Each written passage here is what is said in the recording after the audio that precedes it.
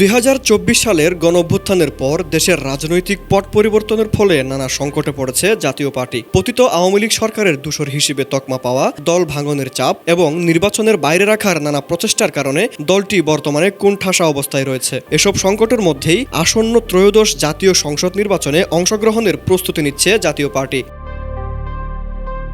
দলটির নীতি নির্ধারকরা জানিয়েছেন, নির্বাচনের জন্য সার্বিক প্রস্তুতি সম্পন্ন হয়েছে, এখন কেবল আনুষ্ঠানিক ঘোষণা দেওয়ার অপেক্ষা। তবে দলটির ভেতরে নির্বাচন নিয়ে মতভেদ রয়েছে বলে জানা গেছে। দেশের আইন শৃঙ্খলা পরিস্থিতির অবনতি এবং নির্বাচন কমিশন ও সরকারের নিরপেক্ষতা নিয়ে প্রশ্ন তুলে দলের একটি অংশ নির্বাচনে অংশগ্রহণের বিপক্ষে অবস্থান নিয়েছে। এই পরিস্থিতিতে নির্বাচন হলে সহিংসতার ঝুঁকি বাড়তে পারে বলে আশঙ্কা তাদের।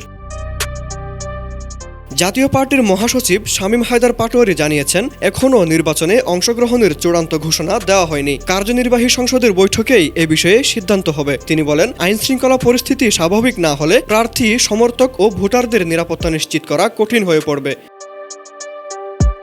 দলীয় সূত্র জানায়, 17 ডিসেম্বর বুধবার থেকে টানা 5 দিন মনোনয়নপত্র বিক্রি ও জমা নেওয়া হবে। এরপর বিভাগভিত্তিক সাক্ষাৎকার শেষে 25 ডিসেম্বর জাতীয় পার্টি চূড়ান্ত প্রার্থী তালিকা প্রকাশ করবে।